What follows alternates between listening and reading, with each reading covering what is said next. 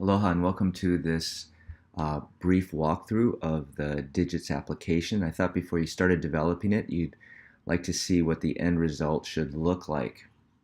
Here's when you're running on localhost 3000, here's what the completed app, at least at this point in the semester, will look like. There is a sign-in, but we're not doing authentication yet, so you don't need to worry about that. But the home page displays a table of contacts.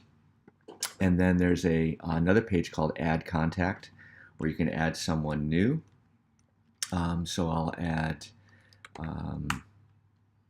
Depeng Lee, post building 808-956-0000, and I think his email is depeng@hawaii.edu. So we can submit this form, and then you can see he's been added to the bottom. If we go to the page and we don't fill out required fields, we get some error messages. So there's this home page that provides a table, there's the add contact, and then there's finally a page where you can edit contacts. So we could say, add my middle name there to first, and then you see it shows up in the page. Okay, so that's all the functionality that you're going to implement. You'll probably pick your own kind of header page and maybe a different color scheme, but basically there's display a table of contacts, there's add a new contact, and there's edit an existing contact. Those are the three things you need to do. Now let's see how you accomplish it. What I'm going to do is basically just a breadth first kind of perusal of the source files to give you the broad brush overview of the structure. If we start with head.html, the only thing you're actually going to change here from the default application, Meteor application template, is change the title so it's digits. You can leave the rest alone. Your main.js is responsible for importing all the directories containing code relevant to the client in Meteor, and so you can see we're importing the startup client, startup both, importing the data model, which is API contacts, and then all of the UI directories. Now let's go into, maybe I'll shorten these up so you can see. So now let's go into the imports directory, or maybe before that, let's just go to server, and you can see main.js for the server. Equivalently on the other side, all we have to do is import the anything startup for the server, as well as any things that are loaded on both sides. And in fact, we don't even have anything. Well, let's see. Yeah, we have some stuff on both sides. And then we have the data model, the contacts object. So that's our two top-level imports to get the code into the system.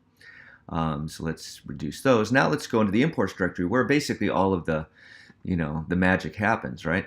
And the first subdirectory in imports is API. That's our data model, basically our interface to the MongoDB. Think of it that way. And that consists essentially of a single file called contacts.js. So we're going to create a new Mongo collection called contacts, and we're going to export a symbol called contacts capitalized, which is a variable that references that new Mongo collection. And then we're going to create a simple schema called contact schema, and all that is a representation for what constitutes a legal document in this collection. So we don't want people to just insert any old thing into the contacts Mongo collection. We want that data to be structured, and we want guarantees about the structure of that data. That's what simple schema does for you. It's critically important to building a system that has some integrity. So in the case of this contacts collection, we're going to specify through the contacts schema that it has a first, last, address, telephone, and email fields. They're all strings. They all kind of have this consistent structure. They're all required. Optional is set to false in each of them. And so note that simply attaching this schema to the contacts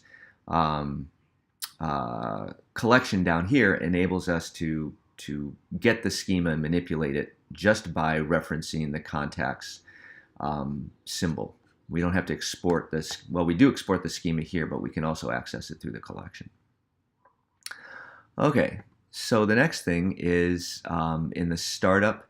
These are things that by convention are required when the system comes up.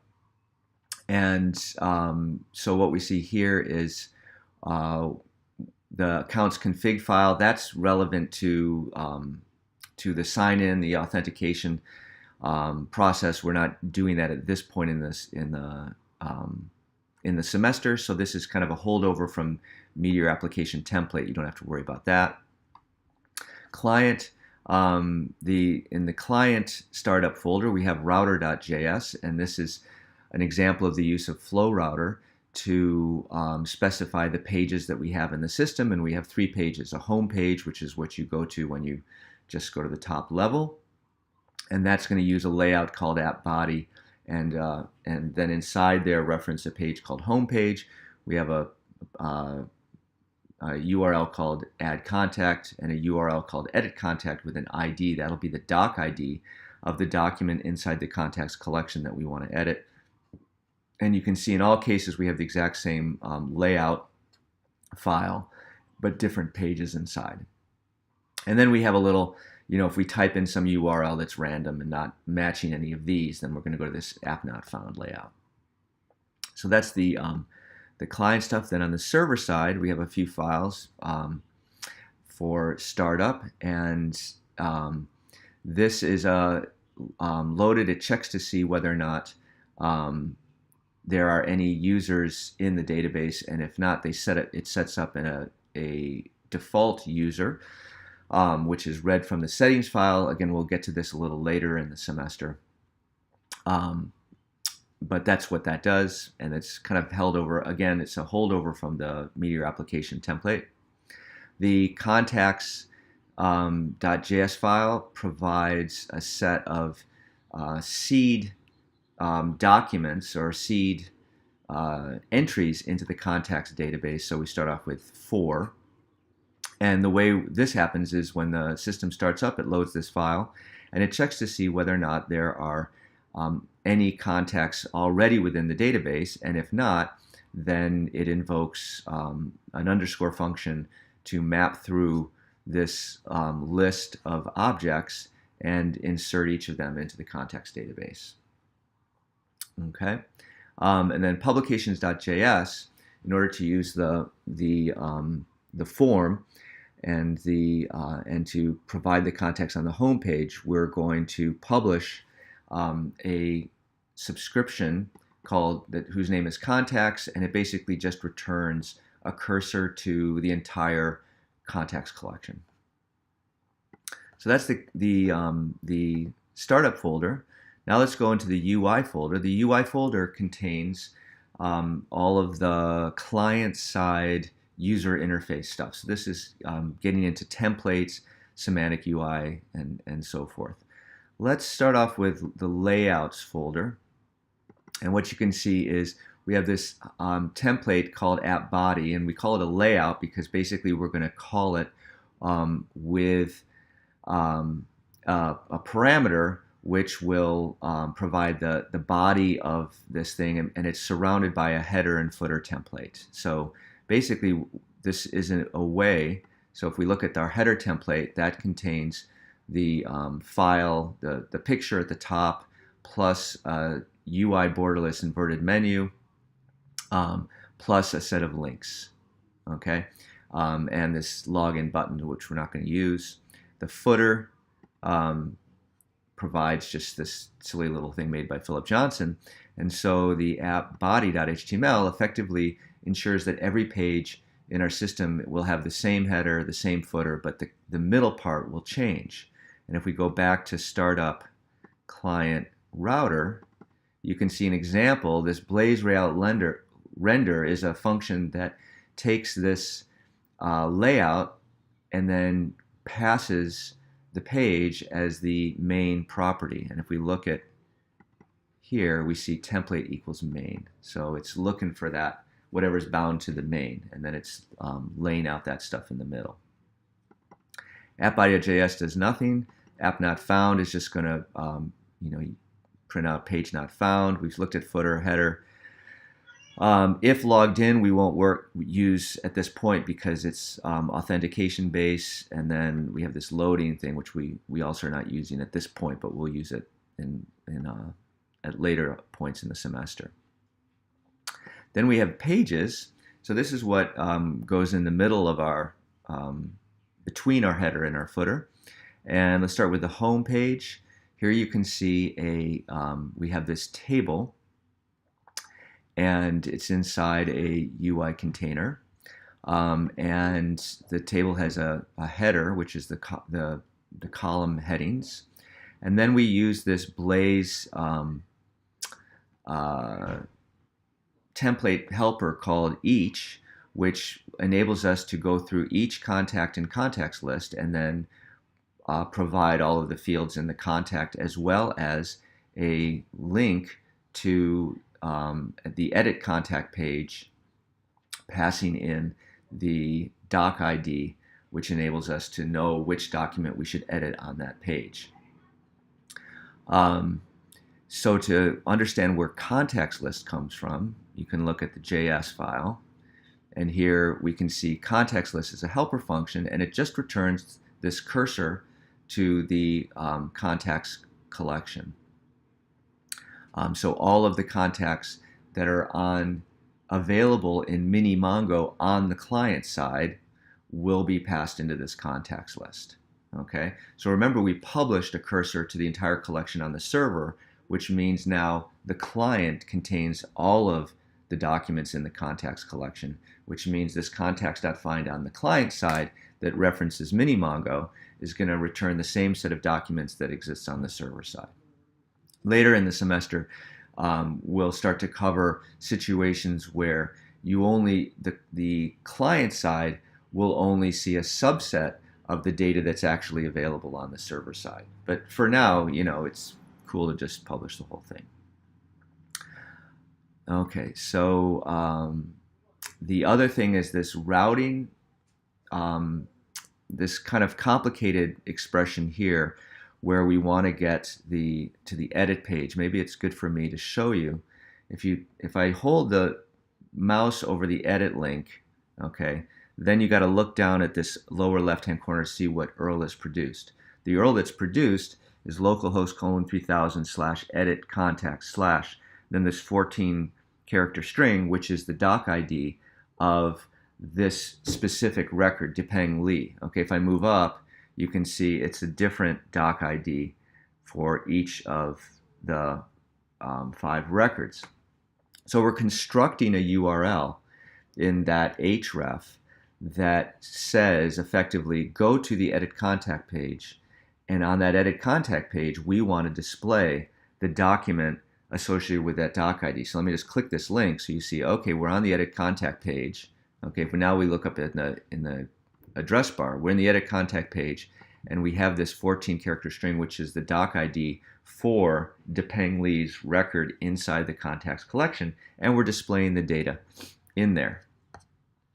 So the way that we do this on the home page is we use this function that's in Flow Router that apparently IntelliJ doesn't understand, which says, give me the URL, the path to get to the edit contact page, where in that router definition, the _ID field is going to be equal to the contact, the doc ID associated with my current contact. So as we cycle through all the contacts in contact list, contact._ID, which is the field in the contact document that holds the doc ID, we're going to pass that value into this path_for function.